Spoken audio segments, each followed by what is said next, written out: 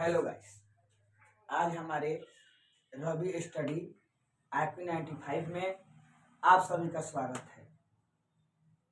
हर दिन के भांति आज के दिन भी हम इंटरमीडिएट का अर्धनारी ईश्वर जो पाठ है वह लेकर के आए हुए हैं और इसके पीछे भी जो 3 चैप्टर है वह पढ़ा चुके हैं। बातचीत, उसने कहा था, फिर संपूर्ण क्रांति, और आज हम लोग पढ़ने वाले हैं अर्धनारी ईश्वर।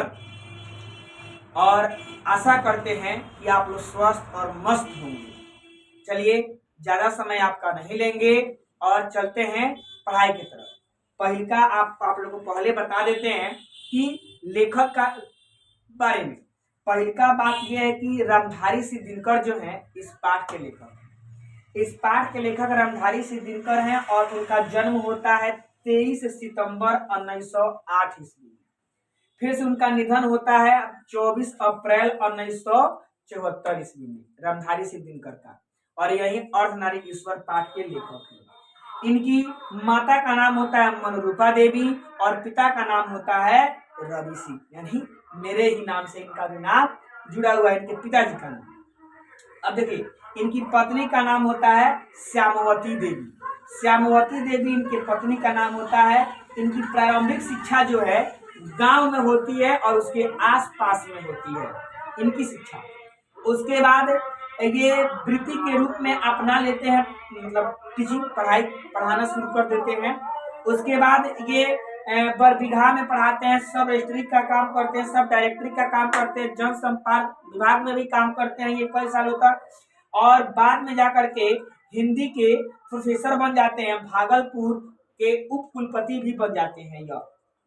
उसके बाद ये 1925 ईस्वी में छात्र सहोदर नामक एक सबसे पहली बार अपनी कविता को प्रकाशित करते हैं। 21 वर्ष की उम्र में ये जो थे, 21 वर्ष की अवस्था में इनकी पहली पुस्तक प्रकाशित हुई थी जिसका नाम था प्रणभंग। और इस प्रणभंग की इन्होंने रचना किया था 1929 ईस्वी में। और ये रेणुका 1935 में लिखे थे, हुंकार 1938 में लिखे थे, रसवंती 1940 में लिखे थे, कुरुक्षेत्र 1946 में, रश्मि रथी 1952 में। बहुत सारी इनकी रचना है। उर्वशी 1961 में। उसमें से सबसे फेमस जो अभी हम लोग पढ़ने वाले हैं अर्धनारी ईश्वर, जो 1952 में लिखा गया था। क्वेश्चन आता है, रामधारी सिंह दिनकर के द्वारा लिखा गया अर्धनारी ईश्वर पाठ जो है कब लिखा गया था? तो 1952। याद रखिएगा मेरे प्यारे दोस्तों। उसके बाद इसमें है कि संस्कृति के 4 अध्याय 1956, जो रामधारी सिंह दिनकर के द्वारा ही लिखा गया है।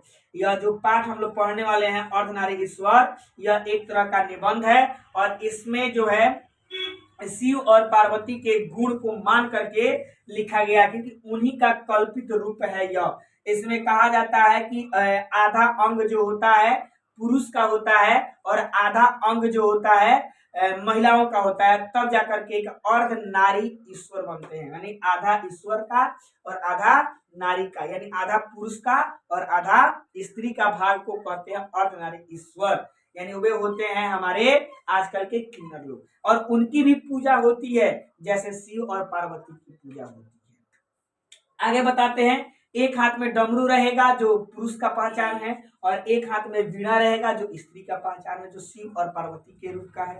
उसके बाद आपको ये भी बताते हैं कि जटा रहेगा, शीतल सुख वाली आंखें रहेगी, और ये सारा मतलब एक रूप है शिव और पार्वती की।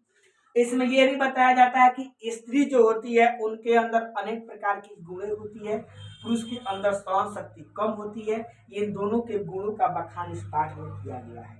कहा यह भी जाता है कि ग्रीष्म ऋतु में नर और मादा जो होती हैं, इन दोनों में काफी अंतर होता है। पुरुष जो होते हैं धूप में तपना महसूस करते हैं, तपना तप सकते हैं, लेकिन औरतें धूप में ज्यादा देर तक खड़ा नहीं हो सकती है। उसके बाद आपको यह भी बताया जा रहा है कि नारी जो होती है वह एक ममता का लहर बनी रहती है और वे ममता के साथ काम करते हैं, लेकिन पुरुषों के अंदर एक ममता नाम का चीज नहीं होता, वह राजा बन करके जीना चाहता है। इसमें यह बताया जाता है आपको कि नर और नारी जो होती है वह एक ही द्रव की बनी हुई 2 प्रतिमाएं होती है जो अलग अलग चीजों से होती है। अगर कहीं पर भी किसी भी दृष्टि से आप देखिएगा तो पत्नियां जो होती है अपने पत्नी से पत्नियां जो होती है अपने पति से बहुत कुछ मतलब छिपा लेती है या मतलब नहीं छिपा पाती है, उनसे कुछ ना कुछ कह ही लेती है। लेकिन पति जो होते हैं अपनी पत्नी से बहुत सारी बातें वो छिपा लेते हैं। इसमें ये भी कहा जा रहा है आप लोगों को कि जो जितने भी सारे कवि लोग हैं, लेखक लोग हैं, जैसे मान लीजिए आपके प्रेम प्रसाद हैं, प्रेमचंद्र हैं, प्रेमचंद्र के अनुसार कहा जा रहा है कि पुरुष जब अगर कभी भी नारी का रूप धारण करता है तो वह राक्षस बन जाता है, सॉरी देवता बन जाता है। अगर प्रेमचंद्र कहते हैं कि अगर कोई भी पुरुष स्त्री का रूप धारण करता है तो वह देवता बन जाता है, अगर कोई भी स्त्री पुरुष का रूप धारण करती है तो वह राक्षसी बन जाती है। ऐसा हम नहीं, प्रेमचंद्र कहते हैं। और ये भी कहते हैं कि नारी जब जब जो है गुण सीखने का प्रयास की है तब तक उसका राक्षसी रूप ही प्रकट हुआ है।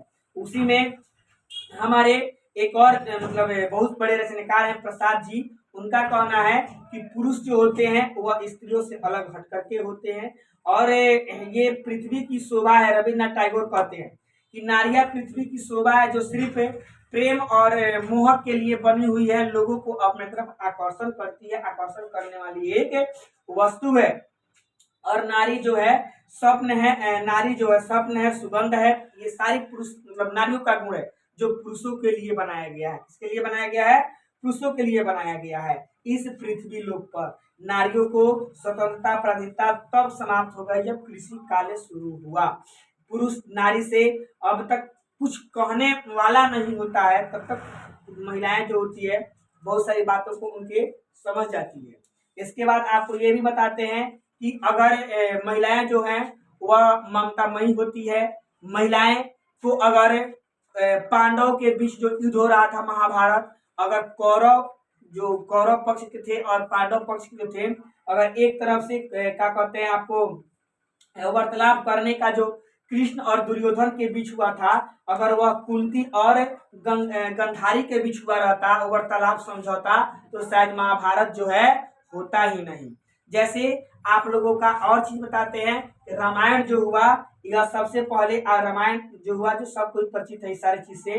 रामायण अगर औरतों के बीच में समझौता हुआ होता, अंगद ना गए रहते, औरतें गई रहती, कौशल्या और जो रावण की पत्नी थी मंदोदरी, उसके बीच अगर समझौता हुआ रहता तो शायद ये रामायण की घटना जो है घटित नहीं होती। क्योंकि औरतें जो होती है ममतामयी होती है, इनके पास ममता होता है, ये करुणाशील होती हैं, लेकिन ये गुण जो है पुरुषों के पास बहुत कम होता है, ना के बराबर।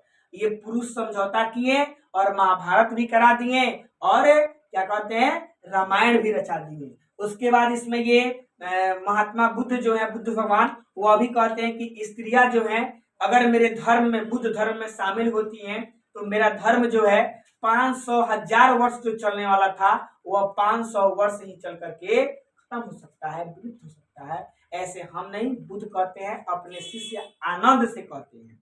उसके बाद एक आप लोग का जीन धर्म में, महावीर धर्म में आता है दिगंबर, उसमें औरतों को शामिल नहीं किया जाता है संप्रदाय में, दिगंबर में, क्योंकि उसमें क्या होता है कि स्त्रियों को निर्वस्त्र होकर के उस धर्म में शामिल होना पड़ता है जो स्त्रियों के लिए उचित नहीं है। इसलिए वह भी कहते हैं कि मेरे धर्म महावीर, मेरे धर्म में स्त्रियों के लिए कोई जगह नहीं है, अगर वे आती हैं तो मेरा धर्म ज्यादा दिन तक प्रतिष्ठित नहीं हो पाएगा।